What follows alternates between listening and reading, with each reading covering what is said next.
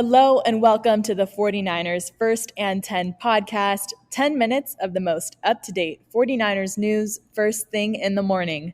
I'm your host, Brianna McDonald, and today I'm joined by 49ers team reporter, Lindsay Pallares, and welcoming back a special guest to the podcast, Larry Krueger, host of The Krueger Show. Larry, thanks for joining us again. Hey, glad to be with you guys. Well, let's get straight into it. Larry, what are your first impressions on this Ravens team heading into Monday Night Football? Ravens definitely are a really good football team. And just from being in the locker room today and talking to some of the players, I mean, Fred Warner said this is the best team we're going to play all year. And I talked to John Feliciano, and he was talking about how, Michael Pierce and Justin Matabuke and, these guys, their defensive front is huge.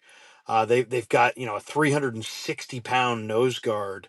And two of the best inside linebackers in Roquan Smith and Patrick Queen in the entire league. So it's going to be a huge challenge for the 49ers to run the ball. And then anytime you're defending Lamar, he complicates things because he's probably the most dynamic, tackle-breaking, running quarterback that the league has today. Well, Thursday was the team's first day back in practice, and it's been a while since they've all shared the field since they clinched the division in Arizona.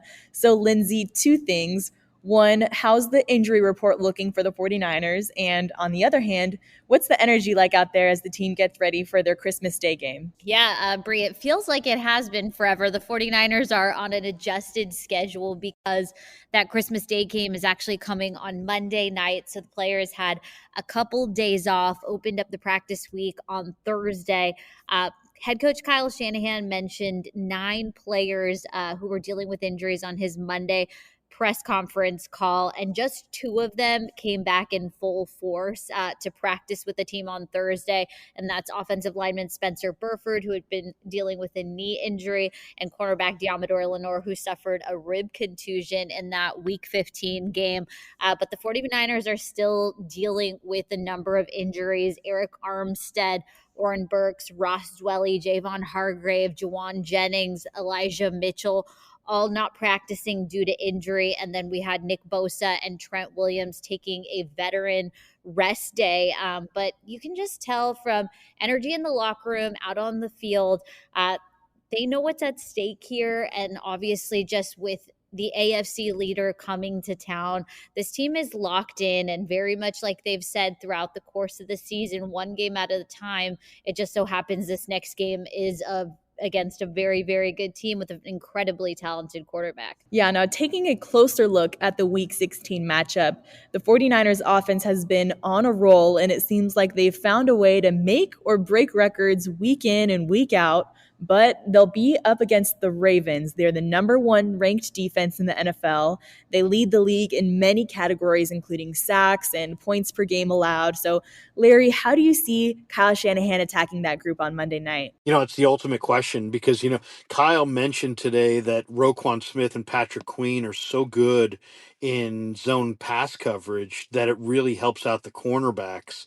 And then Kyle Hamilton is a unique player. I mean, the former Notre Dame star is 6'4", 6'5". He can run. He's physical. He's got great feet, great length. He can really cover. So he's a unique playmaker that is one of the best at his position in the league. It's anybody's guess as far as how the 49ers will attack, but I think running to the edges on this defense is probably a better idea than running up the middle. And I think you're going to see Deebo Samuel, who's now healthy, continually utilized as a big play guy. Deebo, when you guys were there in camp, he had a great camp. He was in phenomenal shape, but now he's the healthiest he's been in several weeks.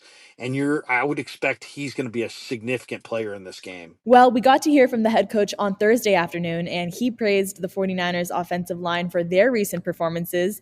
Lindsay, you shared in our last episode about John Feliciano's impressive PFF grade. What did Kyle Shanahan have to say about the O-line and how they've impacted the offense? Yeah, San Francisco's offensive line has really been hitting their stride. They just keep getting better and better each week.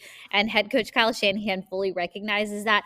He kind of talked about them in terms of just the bigger picture of the offense, that it all comes together when the O-line, the quarterback, and then your skill positions are working together.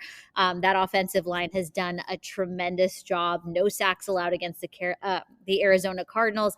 And like we said, John Feliciano has just been the swing offensive lineman that the 49ers hoped when they brought him in to replace Daniel Brunskill, who had been the previous swing offensive lineman that could kind of plug and play where at whatever position that you really needed him to. Also, health wise, it's looking really good that Spencer Burford was a full participant in practice today.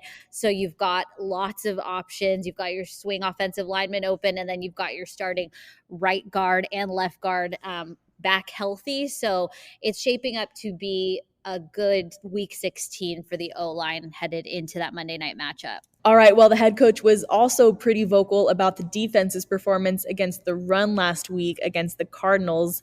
Now, San Francisco is set to face a Baltimore team that owns a huge rushing attack. Their offense really starts with the run, and you include Lamar Jackson and his dual threat abilities into the mix.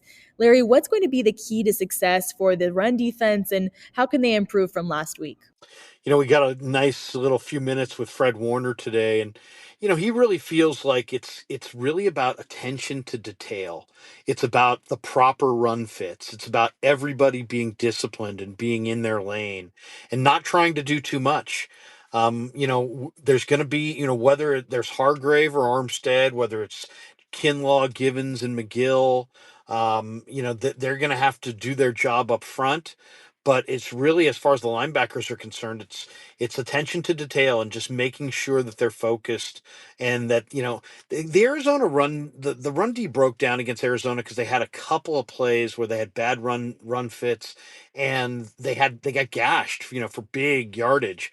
And I think in this game, Warner feels like if they can just be a little bit more disciplined in what gaps they're in, and a little bit more on point with their plan, that they're going to do just fine against the run. And while we're talking defense, another area of focus for the 49ers has been the defensive line, as that group has been dealing with a number of injuries throughout a few weeks. Lindsay, how are the 49ers addressing depth at D-line, and what's their possible game plan for the Ravens on Monday Night Football? Yeah, I think for the 49ers this week, it was about making the corresponding moves, especially when you are dealing with a number of injuries to that defensive line. We've talked about it a lot. Eric Armstead and Javon Hargrave have been the starting interior defensive linemen. They did not practice on Thursday.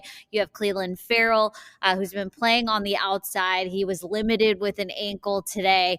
And then you had a high ankle sprain to Kalia Davis. So the team's kind of just been dealing with the nicks and bruises, wear and tear of the season. They did make a roster move, signing defensive lineman Taylor Stallworth to the team's practice squad. He spent some time with the Houston Texans, Carolina Panthers, and Tennessee Titans, but noticing that they are thin at defensive line, they are bringing in reinforcements. And yeah, it's going to be very important to, just like Larry said, be very disciplined and try and play mistake-free football against a Ravens team with a very high-octane rushing attack. Yeah, before we started recording this episode, Larry, you mentioned that you caught up with Taylor Stallworth before practice on Thursday. What did you learn about the team's newest defensive lineman? Well, he's from South Carolina. He's originally from Mobile, Alabama, but he played at South Carolina, so he knows Debo and he knows Kinlaw. And we talked a little bit about, his relationships with them. Just from talking to Kyle Shanahan today, I mean, he really liked. They had a group workout on Wednesday, and Stallworth, who had worked out for two other teams prior, really wowed them in that workout. He's a 6'2", 310-pound defensive lineman who's got a great personality. I mean, I think he's always been a guy that, he's really respected by his teammates. He's a good addition to the room. He's an athletic guy with great feet, and I think he should be able to help them mostly against the run inside. So, even though they just signed him this week, I think there's a chance that Taylor Stallworth could be activated as soon as this week against the Ravens. Especially, and this is going to be interesting. Is how do Shanahan and the defensive staff decide they want to play their hand of cards? Because they obviously need, a healthy Armstead and Hargrave for the playoffs. But they also really want to get this win against the Ravens. Do they prioritize the playoffs and keep those guys out? Do they roll them out there this week, knowing that there's still a couple more weeks of rest if they did get further injured?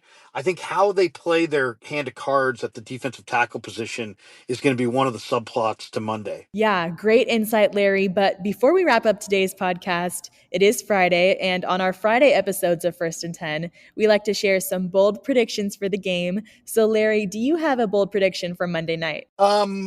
Yeah, I don't think this game is going to be quite as close as people are thinking. The Ravens come into this game and they lost Keaton Mitchell. And Mitchell, even though he's a rookie out of East Carolina, he was a real dynamic runner.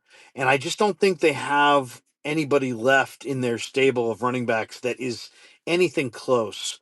So I think they're going to be leaning on Lamar to run the football and pick up and to convert third downs.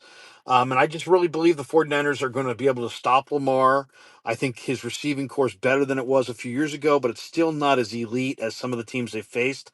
And I think the 49ers are going to make them one-dimensional. I think their offense is going to put up 30 again, even though it's a good defense. I think the 49ers are going to win this game by a large, a large margin. I would see a 49er, win by 2 touchdowns or more. All right, we'll just have to see. And Lindsay, any bold predictions for this contest? Sure. Since we've been giving the offensive line some love, I'm going to, make a position bold prediction and say that they are not going to allow a sack against the Ravens, which obviously lends itself well to the 49ers offense and feeding right into Larry's bold prediction of 30 plus points. So let's make all that happen. Okay, well, all eyes are set on Monday night. Faithful, be sure to tune in. The Christmas Day matchup is set to kick off at 5:15 p.m. Pacific time on ESPN.